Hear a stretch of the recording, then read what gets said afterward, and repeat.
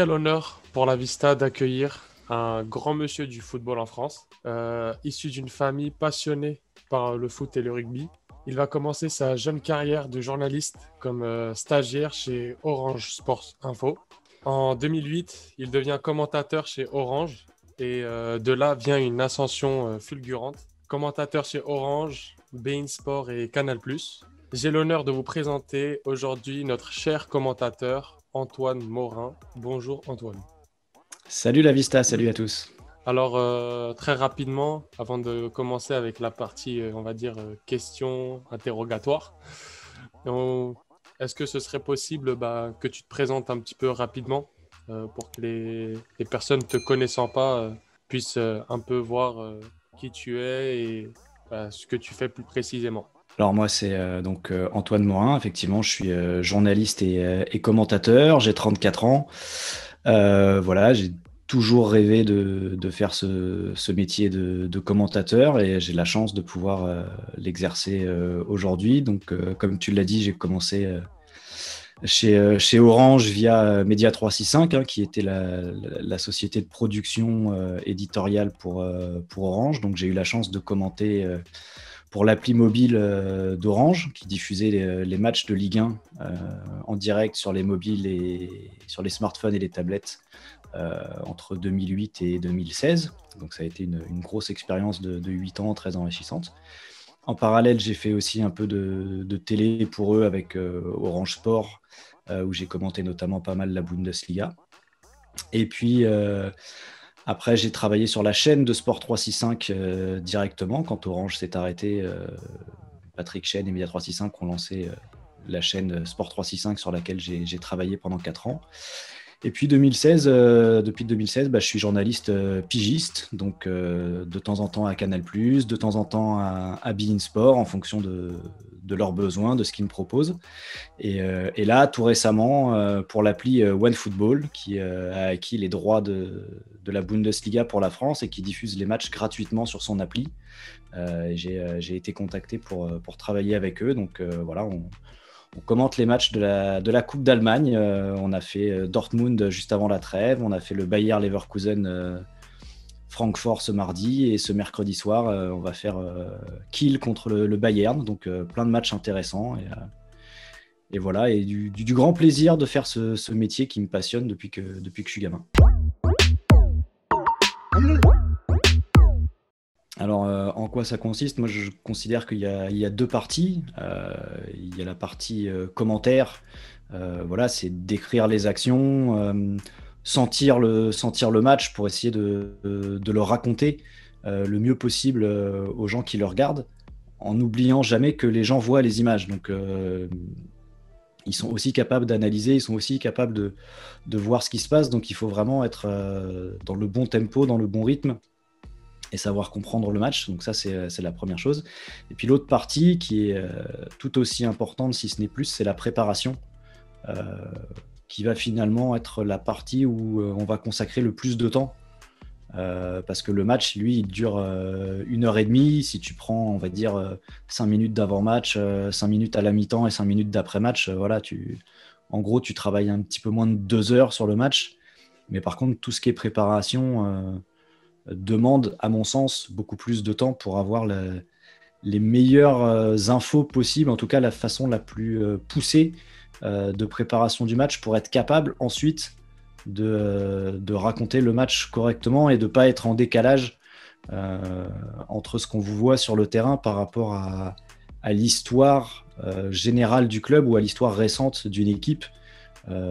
Parce que voilà, il y a plein d'aspects à gérer. Après, les qualités pour être commentateur, je dirais qu'au départ, il faut être passionné, parce que voilà, quand tu commentes, tu accompagnes les téléspectateurs. Donc si tu t'ennuies en regardant un match de football, c'est compliqué.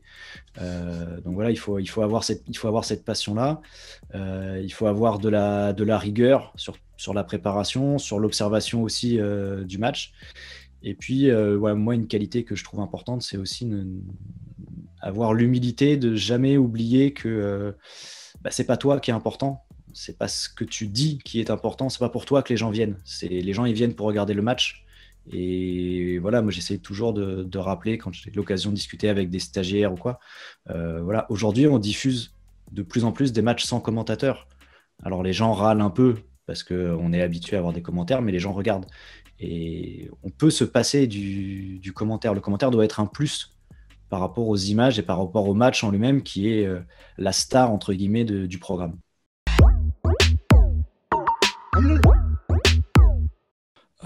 Non, enfin, pas pour moi. Je prépare les matchs de Ligue 1 comme les matchs de D1 féminine, comme les matchs de Coupe d'Europe, comme les matchs comme les matchs de n'importe quel championnat. Euh, j'ai eu la chance de travailler sur 2 Coupes d'Afrique des Nations pour Orange Sport. Là, c'est un petit peu différent parce que c'est une compétition qui est très resserrée avec des matchs qui s'enchaînent et c'est des équipes nationales, donc c'est un travail un tout petit peu différent. Mais sinon, non. Puis pour moi, il y a pas de changement. Le processus de préparation est le même. Et la façon dont j'aborde le commentaire de chaque match est quasiment identique. Alors, ma routine, c'est d'abord beaucoup de lecture, essayer de lire le maximum de choses concernant les 2 équipes que je vais commenter.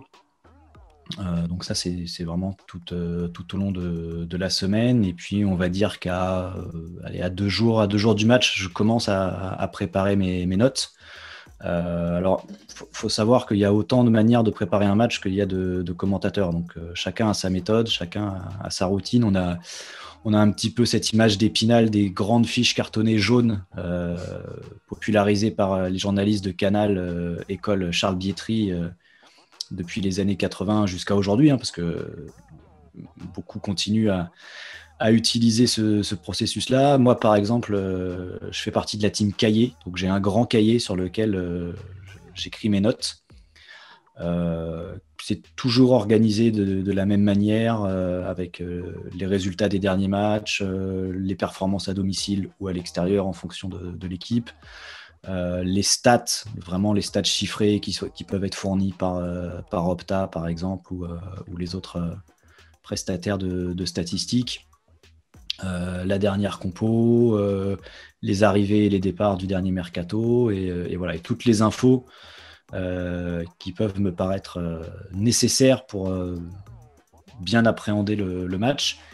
Et après, j'ai les fiches individuelles sur chaque joueur qui, là, me prennent du temps, parce que si tu prends un match de Ligue 1, il y a un groupe de 18 joueurs, donc voilà, il y a 18 fiches à faire pour chaque équipe.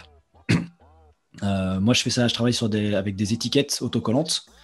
Donc, je fais une étiquette par joueur.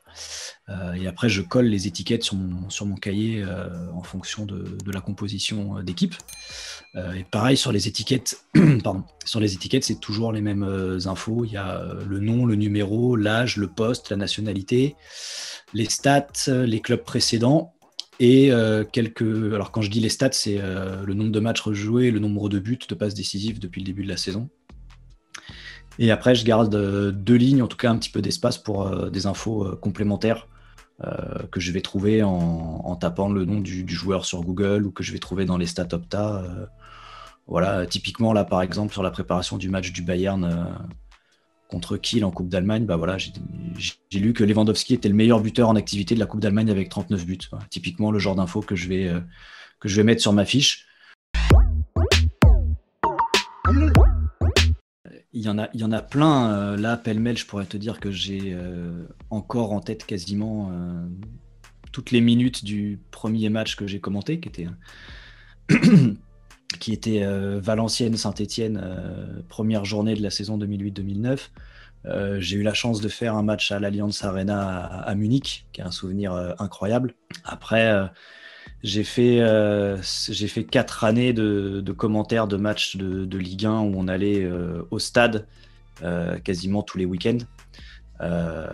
Et j'ai fait un OM-PSG, qui est le premier OM-PSG avec Ibrahimovic, donc en septembre 2012, le fameux 2-2 avec doublé de Gignac pour l'OM et le doublé d'Ibra en 2 minutes. Et c'est mon premier match, mon premier OM PSG. C'est au Vélodrome, dans une grosse ambiance. Et il y a ce doublé d'Ibra qui est juste incroyable parce qu'il met 2 buts très Ibra, mais qu'on n'avait pas l'habitude de voir en Ligue 1. Parce que ça fait seulement quelques semaines qu'il est là. Et moi, j'ai un souvenir sur le deuxième but. On est tous là, les commentateurs, parce qu'en tribune de presse, nos postes de travail sont les uns à côté des autres. Et donc, on avait le poste de commentateur de Canal qui était 2 tables devant nous. Et on avait le poste de commentateur de beIN, parce qu'ils diffusaient le match en différé à minuit. Et donc, comme c'était au MPSG, ils avaient mis la grosse équipe. Donc, c'était Christophe Josse et Eric Dimeco. Et ils sont la table à côté de nous. Et Eric Dimeco, il est à 1 mètre de moi. Et quand Ibra marque le deuxième but, moi, je tourne la tête et on se regarde tous les deux en se disant, mais c'est quoi cet extraterrestre, quoi. Donc, je crois que c'est un des matchs qui m'a le plus marqué, effectivement, c'est celui-là. Ouais.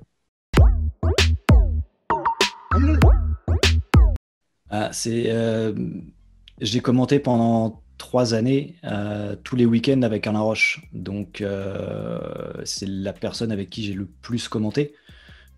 Donc forcément, ça a créé des liens et une complicité à l'antenne qui est indéniable. J'ai aussi fait beaucoup de matchs avec Maxime Bossis du temps d'Orange Sport. Malheureusement, le grand Max n'a pas eu la reconnaissance, on va dire, médiatique de ses qualités de consultant, parce que c'était vraiment un super consultant. J'ai pris énormément de plaisir à commenter avec Max, voilà, mais forcément avec Alain, on faisait les déplacements ensemble, donc on faisait les trajets en train ou en avion ensemble. Du coup, on dînait ou on déjeunait ensemble avant ou après les matchs. Donc il y avait vraiment une connivence et une complicité qui s'est installée au fil de ces 3 ans, qui fait que voilà, à la fin, je savais les thèmes sur lesquels je pouvais l'emmener très facilement. Je savais les aspects du jeu ou des environnements de club sur lesquels il n'était pas forcément à l'aise pour en parler, et donc sur lesquels ça ne servait pas à grand-chose de l'emmener. Donc forcément, c'est particulier pour moi de commenter avec Alain Roche, parce que c'est celui avec qui j'ai le plus fait. Après, j'ai eu la chance, même si ça n'a duré que 10 matchs, de faire 10 matchs avec David Ginola pour Orange, également pour les mobiles. Et David Ginola, c'était mon idole de jeunesse. Donc, quand tu commentes avec le mec que tu avais en poster dans ta chambre, ça fait quelque chose, d'autant que c'est quelqu'un de vraiment adorable et de très sympa. Comme la plupart des consultants avec qui j'ai travaillé, j'ai eu vraiment la chance de travailler avec des gens super, que ce soit à Canal, à beIN, à Orange, mais effectivement, ouais, j'ai un souvenir particulier d'avoir commenté avec mon idole de jeunesse et effectivement d'avoir passé 3 ans tous les week-ends avec Alain Roche. Oui, clairement. Thierry Roland, Jean-Michel Larquet, ça a été la voix du football en France sur la télé gratuite, sur les chaînes nationales, sur les chaînes en clair pendant des années et des années. Alors, il y a eu des critiques à la fin sur les dernières années de Thierry Roland parce qu'on était passé dans une autre forme de commentaire et que du coup, il paraissait un petit peu en décalage, mais il ne faut pas oublier tout ce qu'il a fait et combien sa voix et sa façon de commenter ont marqué des générations et des générations de téléspectateurs. Avec son binôme Jean-Michel Larquet, qui malheureusement, pour moi, je trouve, a un petit peu dérivé sur la fin, parce qu'il est, en raison aussi de ses activités radio, il est plus passé dans un côté éditorialiste finalement, qui donne son opinion, plutôt que d'être dans l'analyse du jeu tel qu'on conçoit le rôle du consultant. Mais quand on reprend les matchs de Jean-Michel Larquet dans les années 80, dans les années 90, c'est extraordinaire le côté didactique qu'il a, cette capacité d'expliquer techniquement les actions, d'expliquer les prises de décision des joueurs, de voir aussi, lui, de son poste commentateur, parce qu'il avait cette fibre-là de joueur avant les autres, le fameux en retrait pour Giresse de France RFA 82, il est mythique parce que lui a vu quasiment avant Didier Six que c'était là qu'il fallait donner le ballon. Michel Platini avait cette qualité-là aussi quand il était consultant pour Canal au début. Et puis après, tu as évoqué Thierry Gilardi. Enfin, Thierry Gilardi, pour moi, c'est le meilleur qu'on ait jamais eu en France pour la qualité de préparation de ses matchs. Les infos étaient d'une précision à chaque fois incroyable. Pour la voix, il avait une voix unique, cette voix qui était à la fois grave mais chaleureuse et chaude et qui te donnait envie d'être avec lui dans le match.